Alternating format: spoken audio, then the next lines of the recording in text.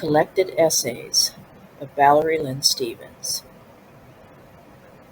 Critical Thinking. Jainist Manifoldness. Jainist Manifoldness. Within the East Indian school of thought called Jainism, there is a theory called the Jainist theory of manifoldness, which I have always held dear.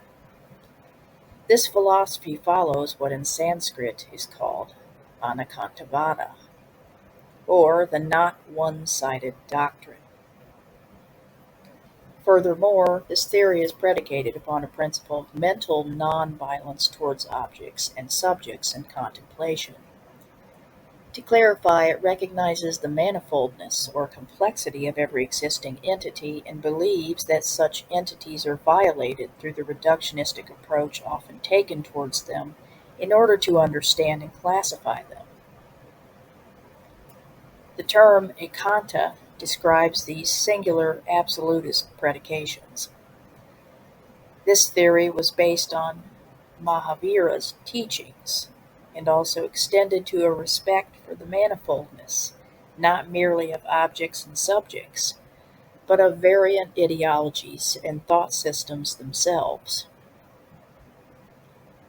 Mahavira was a young prince who lived circa the 6th century BCE, who, having become disenchanted with the trappings into which he was born, traveled his native India for 13 years.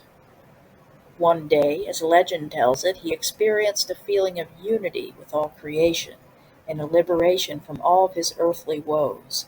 He named himself Jina, which means the conqueror or conqueror of the mind, and thereafter established a following of disciples who practiced his philosophy and lifestyle of righteous living and nonviolence, both physical and psychological. What I love most about this particular view is how it honors the complexity and irreducibility of all beings, especially human beings. We all have experienced at some time in this life being abused by a world which feels the need to cut us down to size and to force us into demeaning, oppressive, and dehumanizing caricatures and reductionistic stereotypes.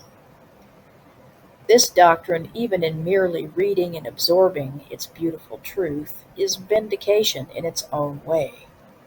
It is also healing in its own way, merely by reading it and having my humanity and experience validated by others outside myself. We all need this mirroring more than we know.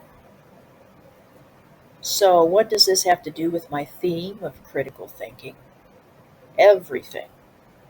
An illuminating and healing doctrine such as this was arrived upon through the very methodology of critical thinking on its feet.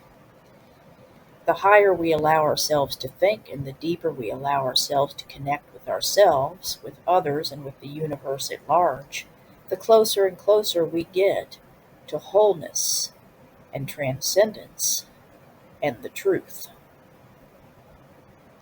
You see, is it any wonder how this world, so ruled as it is by those dark, unseen principalities, tries to lure people into thinking less and feeling less? Of course it does, because then we remain in the dark, perhaps comfortable in our apathy, yet unfulfilled and deeply anguished at the same time. Yes, indeed, our minds must be very powerful entities, seeing as destructive forces seek to medicate and hypnotize them into non-being with such insidious persistence. I guess the point I'm getting at is that a failure to properly develop the mind can lead one to some very dark and even dangerous places. A rabbi once noted, "A truly devout man cannot be ignorant."